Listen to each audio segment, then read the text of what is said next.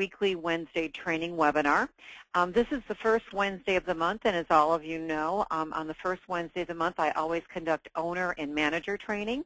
So today's topic is Master the Balancing Act of the Working Manager or Working Owner. I'd also like to welcome the owners and managers who are my guests today on this call. So let's get into our session.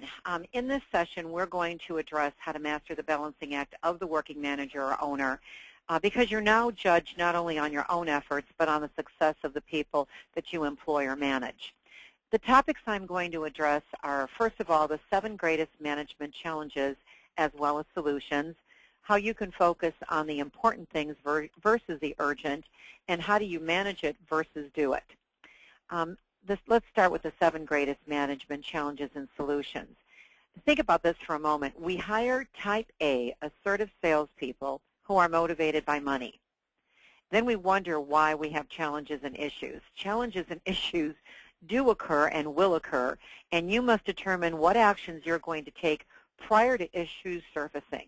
You know, if you don't know what you're going to do prior to, some type of issue in your office, then emotions can hit the decision, and that's why you have to determine things up front. Now, before I'm actually going to get into the 7 challenges, I want to give you a bonus tip, because, most owners want to increase sales and profits. Most managers want to increase sales and profits. But what I would like you to do is rather than just wanting it to happen, today you're going to learn how to make it happen, and I feel that I have to address the topic of planning. Now, planning is not part of our program today, but I can tell you that if you require the planners be completed before your recruiters leave every evening, it's a game changer. Every single day in the early morning or at the end of the workday, just check over planners. Take a few of your minutes to check over what your team is planning to do for the day. Make revisions and suggestions on their planners, whether they're using a web-based planning system, whether they've got planners that are paper planners on their desk, or whether it's an outside person that's planning their calls. But they have to know that this is where you're going to put some of your focus as an owner or a manager. And people just have a tendency of accomplishing what you inspect versus what you expect. And I can tell you that planning is the #1 common denominator of top producers worldwide in all segments and niches of our profession. Last year, I spoke at 32 conferences in 4 different countries, and I can tell you I always sit down and talk to the biggest billers and the top producers because that's the advantage I have over most of you is I'm out there talking to owners, I'm out there talking to the best in our profession, and I can tell you without exception, these big billers plan. They're the most focused people I've ever seen. And what's nice is when you're making revisions and suggestions on their planners, you're showing them where to put their focus. And the planner also, helps hold your recruiters accountable for their daily activity and daily results. And I have so many owners or managers say to me, it's impossible to hold people accountable. No, it's not. As an owner or manager, that's part of your job. It's no different than if you have children and you give them rules that they have to follow. When you've got a team, a sales team, you have got to hold them accountable or they're not going to attain their goals. They're not going to earn the money that they want to earn, and you're going to end up losing them, even the good people. So step 1, if your people are not planners, you can't get off this phone and say, I attended a webinar with Barb, Bruno, and I want you all to start planning 100% of your outgoing calls because people can't go from not planning to being a planner. And so starting today, all I want you to do is ask everybody that works for you to list the top 6 things, top 6 priorities that are closest to the money. They have to do that before they leave work today. And you have to do it too as the owner or manager. And then tomorrow, those 6 things have to be done. Without exception, these are non-negotiable top 6 priorities. That's the first step to becoming a planner. Once they do that for a month, and once you do that for a month, then the next month, you write down your 6 top priorities closest to the money, and then you plan 10 of the outgoing calls you're going to make the following day. And you keep increasing the number by 10 calls every month until finally you do get yourself and your team to the point where when you arrive at work in the morning, you as well as everybody that you supervise knows 100% of the outgoing calls that they're going to make. Too many of your people are being controlled by the incoming calls versus their planned outgoing calls, and that's hurting your growth. Now, this is not part of our challenges. It's just an important topic, and since I have so many of you on the line today, I wanted to give this bonus tip because planning is planning is the #1 common denominator with people that do extremely well in our profession. So let's get to the challenges now. Challenge #1 is understanding your role and best use of your time. You function in many different roles on a daily basis, and I evaluate your strengths and weaknesses in these areas because this is going to determine if you need to improve in some of these areas. Now, for those of you that are in my tutor, just pull out your handout right now because I want you to fill this out right now. Those of you that are not our training clients, pull out a piece of paper right now because I'm going to ask you to write some things down. It's important that all of you determine that 20% of your efforts as an owner or manager that provides you with 80% of your results. There are instances when you will need to stop doing tasks you enjoy because they're not best use of your time. This was the toughest thing for me. I had no problem identifying where I'm strong. I know I'm the strongest in client development. There was no doubt that I know what my strengths are. But when I really looked at, okay, how do I focus most of my areas where I'm the strongest, most of my efforts, I had to give up a lot of things that I enjoy doing. And as an owner or manager, we don't want to do that. We want to do the things that we enjoy doing, even if they're not best use of our time. What I'm saying to you today is you have to stop those things. You really have to determine what is the 20% of your efforts that gives you most of your results and spend most of your time doing those activities. And so my solution for this challenge, solution #1 is I want you to evaluate yourself on a scale of 1 to 10 on the list below. Now, some of these things may not, you may not be in charge of all these things, so you're only going to rate yourself in the areas that you're actually involved in. And I want you to rate yourself on a scale of 1 to 10, 10 being the highest, 1 being, boy, I really need some work here. What about your business plan? Is the business plan done for the year? Do you have your 6 revenue-generating strategies done for the year? Do you know 6 ways that you're going to make money this year? And what have you done to fine-tune those 6 areas to make sure that those are the main 6 revenue generators in your company? What about your human resource functions? Are you involved in sales and marketing and client development? Rate yourself on a scale of 1 to 10. What about customer service? What type of follow-up process do you have in your office? What type of referral program? Do your people know how to follow up and how to ask for referrals? Is there a process? Is there a system in place? What about your back office accounting? The technology, is your website, a responsive website? If you don't have a responsive WordPress website, you might want to look at that. A responsive website is just a website that people can access on whatever device they're using, whether it's a phone, a tablet, a computer. Basically your website sizes to fit the device. And more people are finding us on mobile phones. And so you have to have a responsive website. The only reason I'm suggesting a WordPress site is because they're cheaper. And you can make changes. And you can set it up where if you post a job on your website, it automatically is posted on all your social media sites. Automate some things. Utilize autoresponders. Look at the technology you're using as an owner or manager and use it to help you. What about legal? Are you set up? Are you set up properly? And what about administrative tasks? That's something I had a hard time giving away because I still type over 100 words a minute. And it was very easy for me to bang out stuff, and then I realized this is not best use of my time as an owner. Like, what am I doing?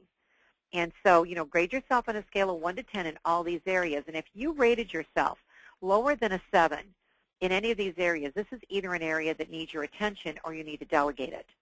Your value increases substantially when you're focused on those talents which provide you with the greatest results. And so I would suggest that every one of you listening to my voice today, that you do a time study for the next 20 days. And what you're going to do is you're going to write down everything you do each day. Now, I don't expect this to be this long, drawn-out, time-consuming project. I just want you to write down the main things you do. And then at the end of the 20-day period, at the end of February, let's say you do this till the end of February, since I'm recording this call in early February, then number the items you listed from the most important, which you're going to list as #1, to the least important, which is numbered last. And then what you need to do is you need to attempt to delegate the bottom 10 items on your list, or complete those activities during non-prime time hours. Maybe what you can do is possibly hire an intern from a local high school or college, and often those interns work for free. You may consider identifying talent from either Odesk or Elance or Fiverr. I use Fiverr a lot, and I have used Odesk. When we get really bogged down with PowerPoint presentations, I'll hire somebody, who it will accept a bid on Odesk. These are people that will do work for you. Fiverr, anything you need done, they'll do it for $5. It's incredible. And the reason they do that is they want you to come back and utilize their services for other things. But realize there's resources out there that are at your fingertips. And even if you're not an owner, you're a manager, these are very reasonably priced resources that can help you, again, focus on best use of your time. Challenge number 2 is consistently hitting, attaining or surpassing goals and profits. It is critically important that you focus on profits versus sales. And I'm especially now talking to people in the temp or contract business. A lot of times I hear you talk about how many millions of dollars that you have in sales, and then I look at your, your gross margin of profit, and you're barely making a profit on some of your business. Goals will only be attained if they're mutually agreed upon between you and your sales team. If you set goals for your sales team and they don't believe they will achieve them, goals will not be attained. And I have recruiters and salespeople and client development people come to me all the time and say, I can't believe my owner expects me to do this. This is never going to happen. If you have ever erased a goal, and I guess I'm talking to you now about January, what happened to the January goals? See, if you erased the goal and you didn't add them to future months, what you did is you sent a loud message to everybody that works for you already this year that you're not going to hold them accountable for their goals. And you've also allowed your employees to give up their income goal for the year in January. So my solution is you've got to focus on the what's in it for me of your employees. If goals are attained. See, your employees will not produce more because you want a record month, or you want a record quarter, or you want a record year. As an owner, I always thought, well, of course they're going to produce for me. They like me. Well, they're only going to be productive, and they're only going to get out of their comfort zone and produce more if they understand how it will benefit them. What will it do for them or the people they love? Does your entire team have their top 10 goals posted where they can see them as they're working, or in the visor of their car if you have an outside sales team? If the answer is no, have them write down 10 non-negotiable goals for 2014 before the weekend. And then after each goal, they need to write down action items, 3 to 5 action items that are dated. Because if you don't have action items after each goal, they become New Year's resolutions. And what's already happened to your New Year's resolution? Everybody that works for you should have 10 non-negotiable goals with action items that are dated. And if they finish the 3 to 5 action items, they've attained the goal. It's like the steps to the goal. And this will dramatically increase the probability of them attaining goal set because they're going to do it for their own reasons. If you're sitting there wondering as an owner or manager, what contests are going to motivate my team, to surpass their goals, all you have to do is read the goals they've posted, and you have your answer. Help them attain some of the things that are most important to them. Challenge number 3 is managed by numbers because they don't lie. Individuals, numbers, stats, and ratios are the best indicator of performance. In order to accurately predict sales and profits, minimum standards have to be set. If you're not managing by numbers, then what you're managing by is emotion, and that's just a dangerous thing to do. Because, again, depending on what mood you're in, what kind of month you're having, you're not going to have a consistent management style. Solution number 3 is you've got to know numbers and ratios for every single person on your sales team because it makes your job easier. See, you're going to know how to guide them and coach them, and it's not about the numbers of calls they make. It's about the results. It's the results each one of them need every day based on their individual ratios to consistently hit or surpass goals. I love when I talk to owners and they go, you know what, I want my salespeople to make 100 calls a day. Well, guess what? If you're doing that, they're calling Dial-A-Prayer. They're calling the Weather Channel. They're doing anything they can to hit the numbers. You've got to guide them on exactly where to focus their calls so that they produce the minimum results they need based on their numbers. It takes the guesswork out of what we do. And I love when an owner or a manager will go to a recruiter. The recruiter comes up and says, I've made, 40 marketing calls. I haven't written any orders. And an owner or manager goes, well, make more calls. Well, if they made 40 calls and got 0 results, it's not the number of calls, it's the call they're making. Tracking stats allows you to identify problem areas before they result in major issues, or slumps. In addition, you can anticipate changes in the market. I have a lot of owners and managers say, what's going to go on this year? Like, what do you see? You can actually anticipate changes or trends in the market because your ratios of the people working for you begin to increase. Once you know individual ratios, you can manage by results each person needs daily to consistently hit or surpass goals. It takes the mystery out of production, and it takes the emotion out of your decisions and prevents your decisions from backfiring. Now, I can tell you all, because you're in management, you're in ownership, that there is an economist that I follow. He owns TRI Economics. It's Alan Below. And he is saying that there might be a little bit of a downturn in the third and fourth quarter of this year. Now, it's not going to be a recession. He also predicted what the stock market just got done doing. I mean, this man just is incredible. I've been following him for probably 15 years now, and he's been spot on with every downturn. All I'm saying to you as an owner or manager is you've got to really watch the numbers, because you're still going to attain your goals this year. It's not a recession coming up, but your people will have to make more calls to get results. So when you see their ratios increasing, maybe they have to make 20 marketing calls to write an order instead of 10 marketing calls. Then they have to make that many calls. Watch their ratios. And it's the results. It's how many people do they have to interview? How many send-outs do they have to book? How many job orders or contracts or temp assignments do they have to write? How many presentations do they have to do on existing orders before they book a send-out? If you're doing high volume, light industrial temp or call center, how many people are sent out and start, their job? How many people are there 5 days later? You've got to know these numbers, and then you can back them into how many calls have to be made. But it's about the daily results each person that works for you needs. And that's what managing by numbers does. It takes the emotion totally out of the tough decisions that you have to make as an owner or manager. Challenge number 4 is disagreements between your team, and this will happen. Think about how long it's been since you read or revised your policy and procedure handbook. See, without processes written down, your decision is going to be affected by the type of month you're having, your current mood or emotions.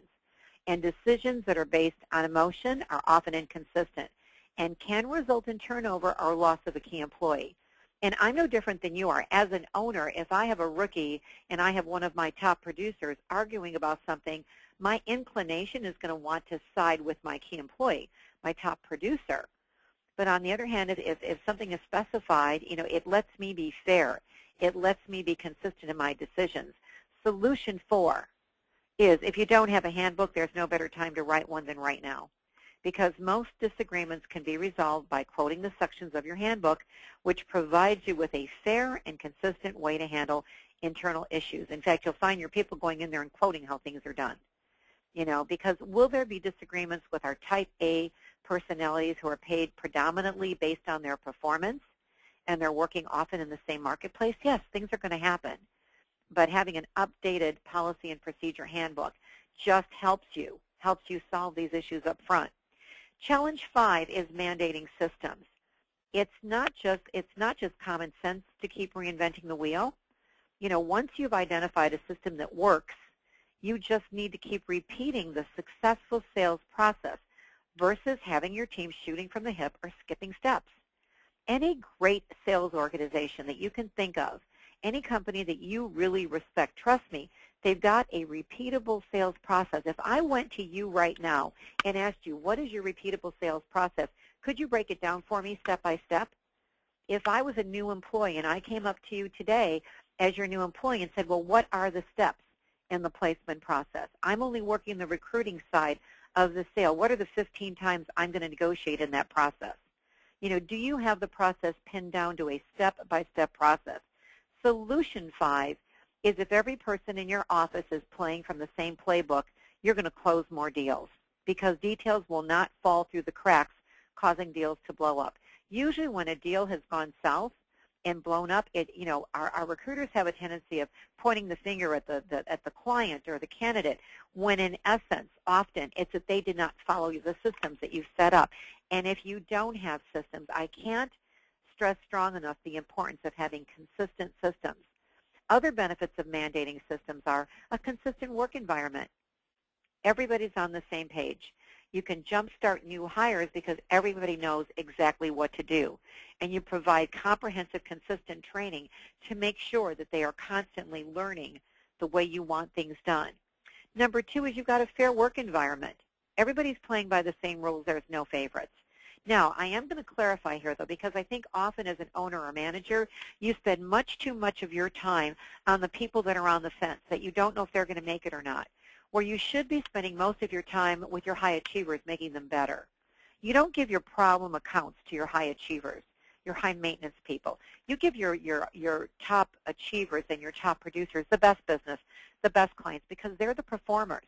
You should be spending most of your time mentoring and coaching and teaching those high performers how to even get better, backing them up, giving them somebody that's doing nothing but working on their orders and tying them to your organization. Systems also improve morale. You know, systems improve consistency, and consistency improves morale. I love when recruiters say, you know, my owner or manager is not motivating me. You know, I tell recruiters all the time, it's not their job to motivate you. You know, motivation is something that comes from within, but your company culture, the morale, the motivating environment is something that you do need to create. And systems help that happen. It really does increase morale. Number 4 is you have to have your clear standards and core values. You know, systems provide clear standards, and systems reflect the core value of your ownership and of you as a manager or an owner. You know, have you ever hired anybody and you wondered why they didn't work out?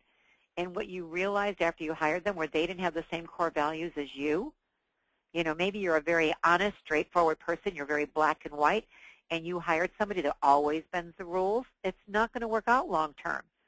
You know, what are your core values? When is the last time you thought about your standards and your core values that you want implemented throughout your business? If you're in a growth mode, which most people are right now, you've got to make sure that you hire against your standards and your core values.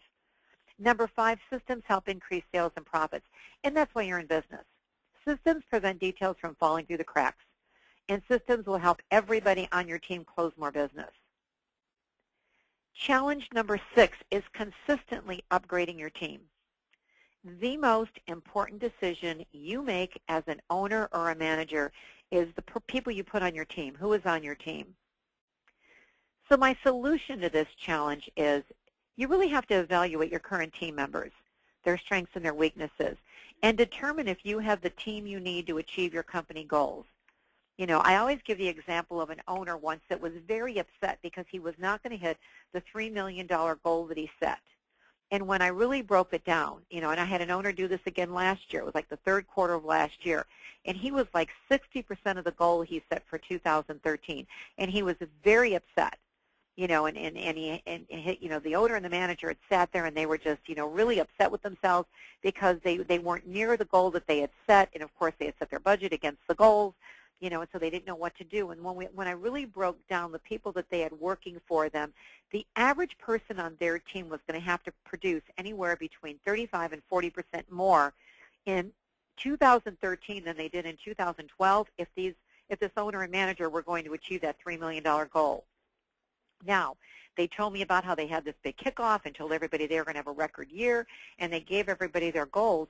But listen to their expectations. They expected everybody on their team to do 35% more in production, and they never had those people tied into how it would benefit them. None of their people had you know, non-negotiable goals with action items that were dated. You know, the contests were basically what the owner and manager wanted to throw out there. And again, people are not going to do things because you want them to, but they will do it if they're trying to get their kid into college. They will do it if they want to buy a new home. They will do it, you know, if they want to go back to college. You know, they'll do it for a lot of reasons, but it'll be their own reasons for them and the people they love. You know, part of your solution might be to put marginal employees on probation with a detailed plan of action. If you're ever sitting there wondering if you should fire somebody, it's not should you, it's when are you going to get up enough guts to do it? You know, how many times have you thought about firing somebody, you didn't do it, and you worked with them over? I have an owner who's complained about an employee for 2 years, okay?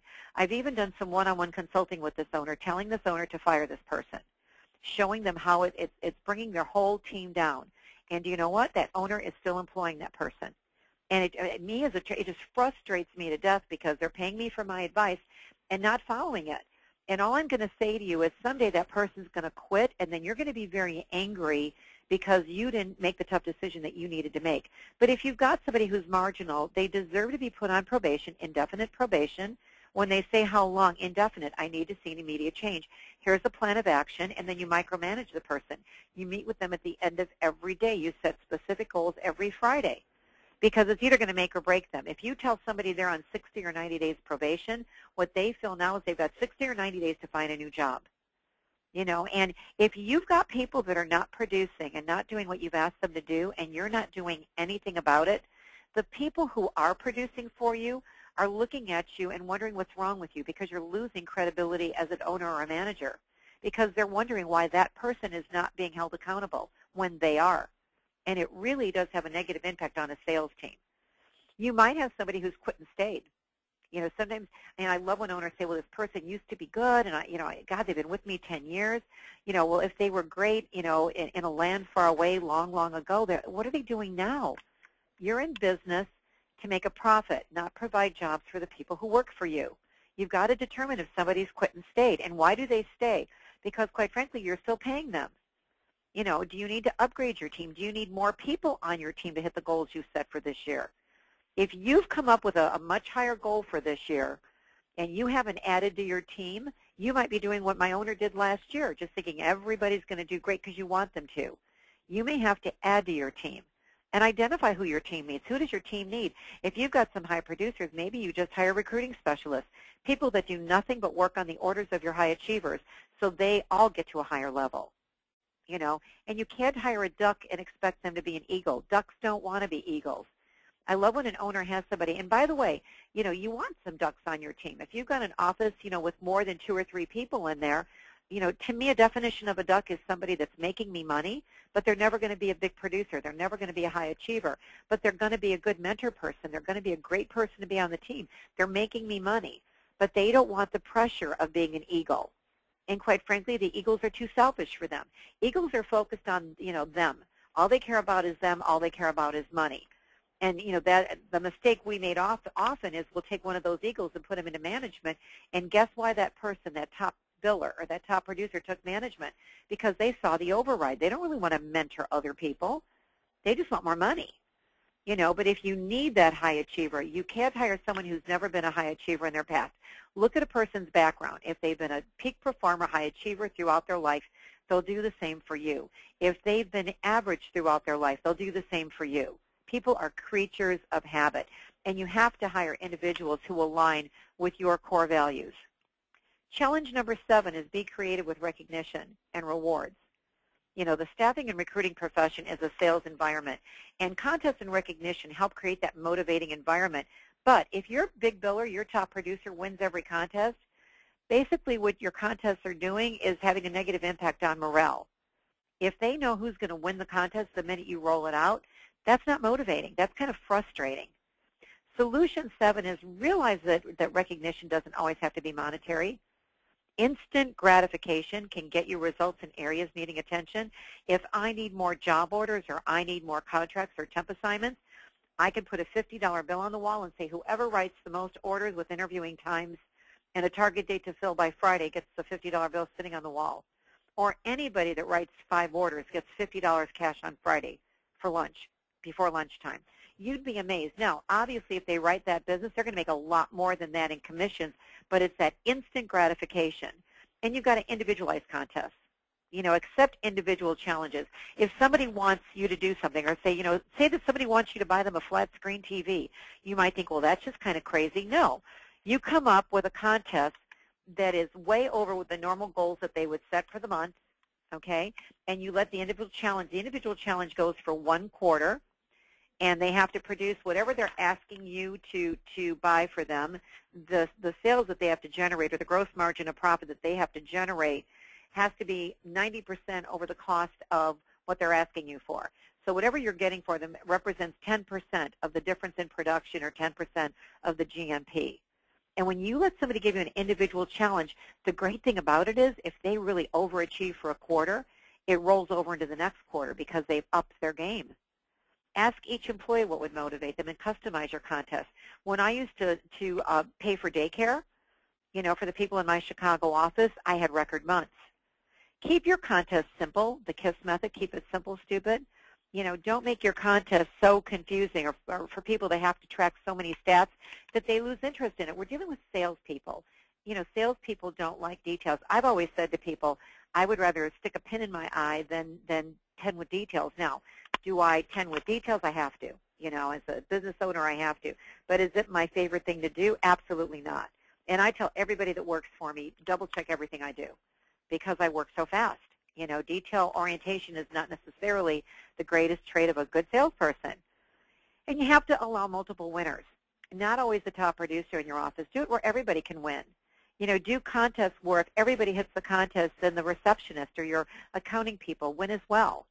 You've got to reward people in your office. And I can tell you, one of the best things I used to do was I had a desk drawer full of things like tickets to the show and coupons to restaurants and everything was probably worth roughly $50. And if I saw one of my salespeople really making a great effort and they really got out of their comfort zone and did something great, I would give them something that they would go home and share with their family. They take their kids or their spouse or their friends out to the show or to dinner or whatever, and if they stop getting those things, their family's going, well, what, aren't you doing good at work? You haven't gotten one of those things in a while. And you're basically rewarding the efforts, not only just the top producer. Now, I've given you 7 challenges, and I can tell you that, this is going to be funny for me to say because you're going to think, what is she saying? She's a trainer. I don't think that there's power in training. I don't think there's power in education. Where the power comes in is you implementing something. If you just come and listen to this call and go, God, it was a great call, I loved it, but you don't implement something, nothing's going to change. And so what I suggest that you do is take time to review these 7 management challenges, and solutions, and pick the one that you're going to implement first. Because where you put your focus is where you're going to enjoy results. Imagine this for a second. Imagine if you implemented one of the 7 challenges. Okay, you looked at the challenge. Okay, I'm going to take one of these challenges and I'm going to implement the solutions, one each month for the next 7 months. What kind of year would 2014 be for you? It'd probably be the best year you've ever seen because you're making changes. Remember, it's not about wanting, a great year this year. It's making it happen. And as an owner or manager, only you can make it happen. Now let's get into our next topic for today, and that's important versus urgent. It is so easy to get caught up in daily demands that you face. It's so easy for you to feel like a little hamster on a wheel, just running, and hop off one wheel and right onto the next. And that's why you must understand what is most important to your owner, as far what they want you to achieve in the business. And owners that are listening to me right now, have you really determined what's most important to you? Because priorities could include any of the following, and it's going to be different for every one of you. Maybe some of you just need to upgrade clients this year. You have low margin clients. Or maybe you just decide that this is ridiculous. We've got to go out there and we've got to really land some new clients. The clients we represent are the companies. They're not the companies that candidates want to work for. Maybe you've got to upgrade candidates. Maybe you have to have your recruiters identify a new source of candidates every month for the next 6 months. Because I can tell you when I speak to corporate audiences, they're tired of getting the same people from us they can get when they advertise on a job board. You have got to find new resources for candidates. Do you need to upgrade your sales team? Do you need to add to your sales team? Do you need to add a new niche? Do you need to look at a different area of specialization, or do you need to maybe consider a new segment of the profession? Do you want to add contract, or temporary to your direct business? Do you need to improve margins and profits? Are you working, high volume, low margin business? Are you working on reduced fees? You only have so many hours in a day, which is why you have to understand the focus of your owner prior to planning out your day, your week, your month, and quarter. And owners, you've got to be very precise at what you're trying to achieve this year. As people say, there's just not enough hours in the day, Barb. Well, we all have the same 168 hours in the day. In the week, rather. Wouldn't it be great to have 168 hours in a day? We have the same 168 hours in a week. And have you ever heard the phrase, if you want something done, give it to a busy person, they'll get it done? It's because busy people have learned to plan and prioritize and are very focused. If you're not planned and focused on areas that are deemed most important, the urgent issues are going to wipe out your day, and you will not hit your goals and objectives for 2014. See, aligning yourself with your owner. Any managers listening to me right now, and if I've got owners, you've got to align yourself with your managers. You're on the same team. This is a continual process because priorities can change as the year progresses. Going into Q3 this year, you might be changing a few things. Now that you know there might be a little bit of a downturn, you might have to really increase results that are needed or activity levels to get the same results. But you've got to work as a team. You know, owners, you've really got to inform your management team of what's going on, and managers, you've got to have very open communication with your owners, and you both have to be on the same page, going in the exact same direction. There is nothing more damaging to a small business than to have owners and managers who are not aligned. Now let's talk about how you manage it versus do it.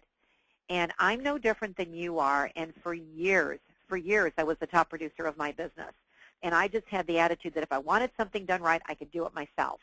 You know, if you could individually produce the sales needed to generate the profits and the goals, you know, set by your, you know, set your job would not exist. So in other words, if you could attain all the sales you need and you didn't need any salespeople, well, there'd be no need for a manager. You know, you could just go out, work from home, be a big biller, and not worry about all this stuff. But you're now judged on the performance of the team you supervise. You decided you wanted more than that. You didn't want to be your business. You wanted to have a business. You know, you've got to teach people what you know, and that is so hard. It is so hard to let go. If you ever hear yourself saying, I feel like my people are connected to me by an umbilical cord, you created that. You've got to listen to calls and provide input. You have got to role play with your people. Monitor their numbers and share their ratios. Inform them of the daily results they need. Show them how they can achieve, and people always say, well, if you're in direct placement, you can't predict your production. Of course you can. If you know your ratios, then you know exactly what results you need daily to achieve or surpass goals every month. Role play as often as possible. Don't just tell people what to do. Show them what to do. Role play with them. Take time to know the people you manage. You know, create a motivating environment where they can excel. I'm sure you've heard the story in the past that if you give somebody a fish, they eat for a day. If you teach them how to fish, they eat for a lifetime. It's your job to teach them how to fish. You closing their deals or making their calls is not near as effective as you having them make a call while you coach them. And your answer to every single question that people ask you should be the same answer. What is your solution? Every time somebody asks you a question, you've got to ask, what is your solution? Because that makes them self-sufficient. The person that asks you the most questions is always your lowest producer, because it's easier to hang out with you and ask you questions than it is to pick up the phone and make a call. And so your answer to every single question that somebody asks you is, what is your solution?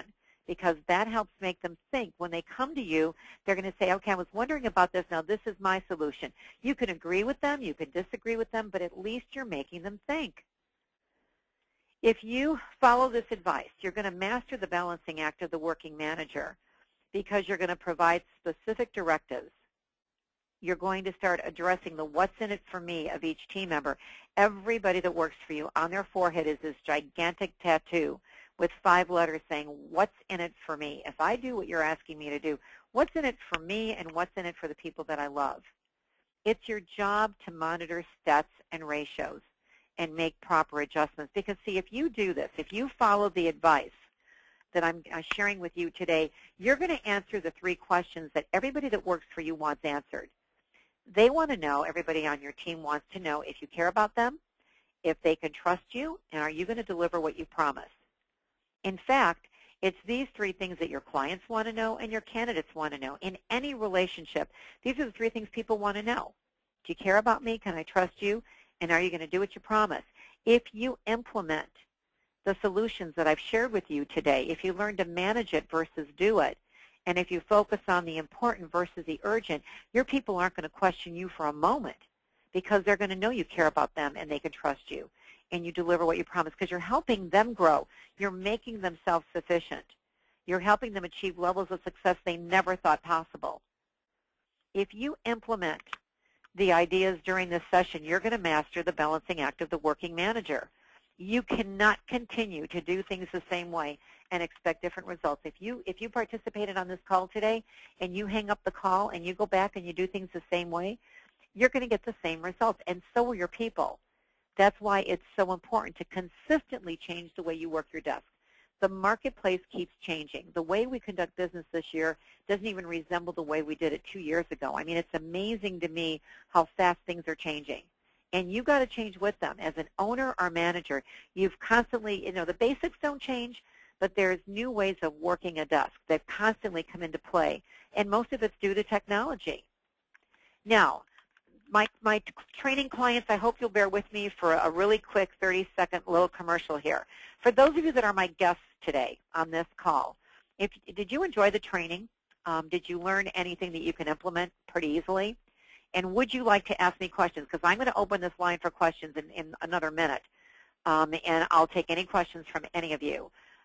My training clients benefit by live training every Wednesday and live coaching calls biweekly. If you'd like to schedule a demo of this program, this training program that we have, or receive a demo link that you can watch at your convenience, please call my office. I'm going to leave this number up as I'm answering questions, or you can email our support line, support@staffingandrecruiting.com. But I can tell you that people that use our training program increase sales and profits. I became a trainer so all of you can make more money. I think you all know that. And anybody that does invest in our tutor during the month of February is going to get an unadvertised bonus. All you have to do is either call that number at the end of this call or send an email to support@staffingandrecruiting.com. When you watch this demo, it could absolutely change the way you view training going forward, where you can focus on the growth of your company and I can focus on mentoring, training, and coaching your team. Okay, I want to open the lines for questions now. You can ask me questions one of two ways. You can go to the attendee list and find your name. When you called in, I gave you a telephone number, an access code, and a PIN number.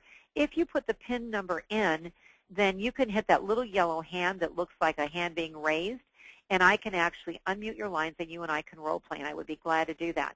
If you'd rather type in questions, and I see several of you have done this already, you can go down below, and you can type in the question. Just hit that plus sign, and you can type in your question to me, and I'll be glad to answer. If you don't want me to use your first name, put confidential or anonymous first, and then put your question in. All right, let me go to these questions. I've got Lisa. Barb, when you talked about planning, you mentioned someone outside doing their planning. Our people all do their own planning. Who outside would? No, when I was talking about if you have an outside sales staff, of course your outside team is going to do their own planning. I didn't mean that an outside person does your planning for you. I mean that your inside people have to do planning as well as your outside sales team. Let's see, what items do you delegate to Fiverr?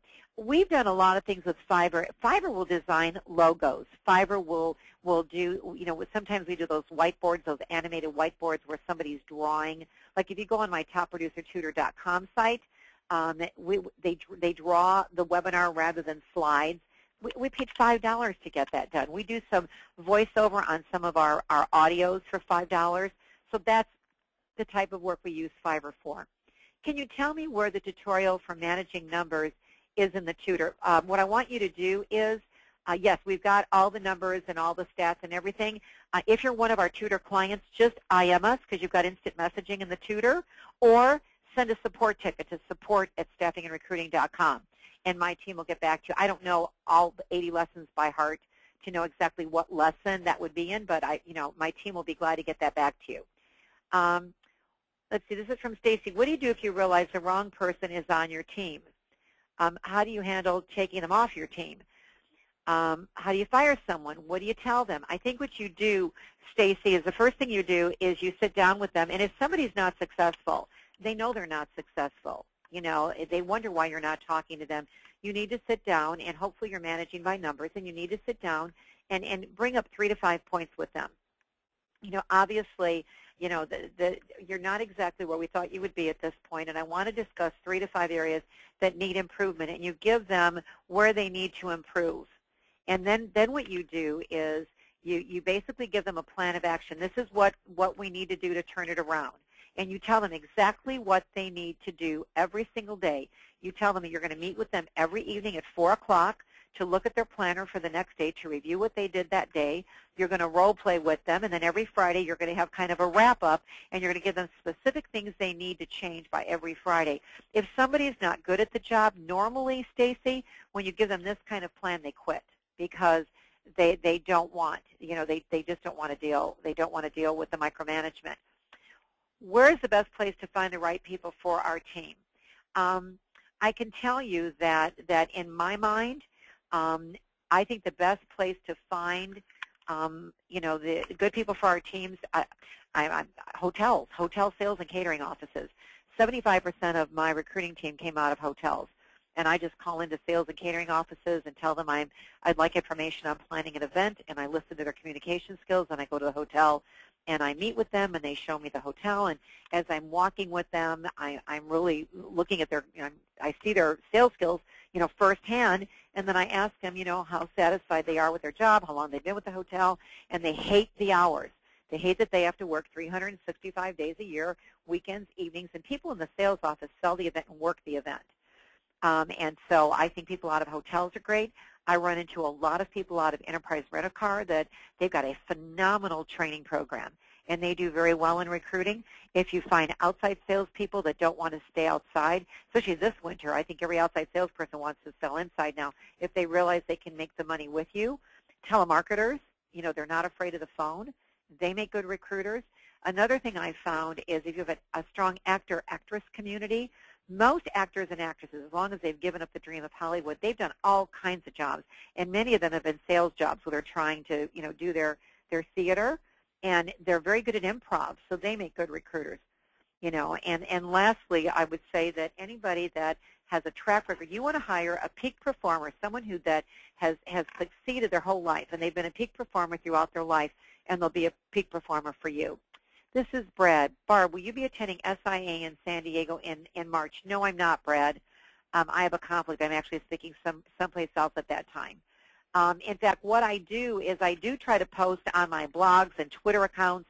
I know. I think my next big conference that I'm going to is NEAPS, the New England Conference. It's being held in Boston, I believe in April. It's either March or April. But I do try to post, where I'm going to be on my blogs and my Twitter account, and in my No BS newsletter. And so if you follow that, I'm speaking for the California Association this year, Brad, but unfortunately their conference, I think, is in Las Vegas this year. So I am speaking for CSP, which is the California Staffing Professional Group, but I think their conference is in Vegas. So unfortunately I won't be in San Diego. This is from Julie. Do you really do this type of call once a week live? Yes, I do. And in my tutor program, in the library of our tutor program is over 250 recorded calls like this, because every call we do is recorded. And so every single week I do calls, and the topics I cover are given to me by my training clients. So yes, I do a live call like this every single Wednesday. The first Wednesday of every month is for owners. The other Wednesdays are for everybody. And then I do 2 coaching calls a month where I just get on the phone for an hour and ask people for questions. So yes, this is the caliber of training that I do every week. Let's see. Getting a bunch of thank yous for a lot of you. I'm glad that you really liked the call. We've got about 10 minutes here. If any of you have any questions, and since this is an owner-manager call, I have no topics that are off, let's see here. Oh, I see somebody raised a hand. Brad, let me see if I can unmute your lines. Brad, are you there? I unmuted your line. Brad, are you there? Okay, did you want to talk? Let's see. Okay, I can't hear him. He might be on a cell phone or something. Okay. Oh, you put the hand up by mistake. Okay. What is the best compensation plan for a full desk recruiter? If you've got somebody working a full desk, and I don't know what you mean by full desk, if you mean the candidate and the client side of the sale, or if you mean working a blended desk where you're working direct as well as temporary. I'm going to start with the first one. If somebody's working a full desk, they're working both sides of the sale, the candidates as well as the clients. Obviously, they would get whatever their commission percentages of the full placement fee. Most offices, if you have somebody doing the recruiting side, somebody doing the client development side, you take the fee, you split it in half, and then they get their commission on half of that. If somebody's working a full desk, and most owners are paying some type of base salary right now. The draw versus commission is not being seen as much as it used to be, although if you're an independent contractor, there's some that people work from home and they do that. But, the most compensation plans are a combination of, some type of base or draw with, the majority of the salary or the majority of the compensation coming from, performance is coming from production. If people are working a blended desk where they're working both direct and contract, they have to be paid commissions on both sides. Now, obviously, the percentages paid in the contracted temp business are much lower than the percentages paid in the direct business. So you're talking a couple percentage points usually in temp and contract as opposed to, what we pay in direct. Let's see, this is from Will. Hello, I'm not part of your coaching club, but missed most of the webinar due to a client call. Can you send a recording? We are going to send everybody a recording of this call. Those of you that are my tutor clients, you'll get the handout with answers as well as a recording. It'll be posted in the homepage of the tutor. If you are not, we're going to send, the recording of this call, to everybody that signed up for the call. This is from Cliff. What's the best way to find recruiters that only work on filling job orders? What's interesting is I would find the exact same person that only fills orders as I would if I am hiring somebody that's working a full desk. I'm going to still go to hotels. I've got a number of people in our organization that are called candidate specialists. They just work the candidate side of the sale, and many of them came out of hotels. Or I also hire sometimes out of multi-unit retail, like district managers for the Gap, or because they're also strong salespeople, very bottom line oriented. But I don't differentiate if I'm going to have somebody that's going to do client development for me or recruiting, because I personally start everybody on the recruiting. That's what I start people in my organization. I only start them on the candidate side of the sale. I don't hire anybody to work client development. They have to come up through the ranks to recruiting. I want them to know both sides of the desk. What if you have already negotiated a lower markup with a client but need to increase it? What is the best method to use without losing the client? I think what you have to do, Carrie, is let your client know that the markup, that the rates that you've quoted to them are not competitive, and you have no other client that is being charged that rate, and so it's not competitive. It's just not competitive, and you want to be fair. You want to be able to send them the best people. But the team is, your team that's around you, is working on a base plus commissions, and so they're going to send their best people where they can earn the best money, and you don't want to put your reputation on leftovers, and you're afraid that's what's going to be sent because their rate is so much lower than everybody else that you're working with. Let's see, confidential. What kind of fee do you pay for freelancers to help out at the office? I think you have to negotiate an annual rate, and like we actually have a phenomenal intern right now from the local high school that is working at our office, just backing up some of the things we're doing. We're paying her minimum wage because she gets a grade based on what we did. We didn't have to pay her, but we did that, and I use people from Odesk. I don't do freelancers. I go on Odesk, and I'll say I need PowerPoint presentations done. There's roughly 25 to 30 slides, and I'm willing to pay $50 for the project or $30 for the project or whatever I want to do. If you're filing somebody to help fill jobs, then I would pay them a commission. I wouldn't pay them the same commission I'm paying my recruiters. I would pay them a straight commission based on who's placed in a job. So any placements they make, they get their commission on 50% of the fee if they're only working the candidate side of the sale. Any significant differences in motivating 1099 recruiters versus recruiters who are employees? Let's see, do you recommend using 1099 recruiters? All I'm going to say to you, any of those of you that have a 1099 recruiter, I want you to go to www.irs.gov, and I want you to read the requirements of somebody working on a 1099, and make sure that if you're paying people on a 1099, that they meet the requirements listed on that website. If they don't, they can't work as a 1099 employee. So it has to be that. They have to meet the requirements. Okay, I'm getting a bunch of thank yous. You're very welcome, everybody. I hope that you've enjoyed the training. I hope that some of you consider our training program. I would love to work with each and every one of you in this next year. I can tell you that we increase sales and profits for all of our clients. And again, just call that number or send an email to support@staffingandrecruiting.com. And if nothing else, request the link, because you can watch the link at your time, and I really do think it will be very revealing for most of you. So thanks for joining me today. I don't see any other questions, so now you have 6 minutes to do what's most important to you on this particular day. So thanks for joining me, everybody. Have a great day.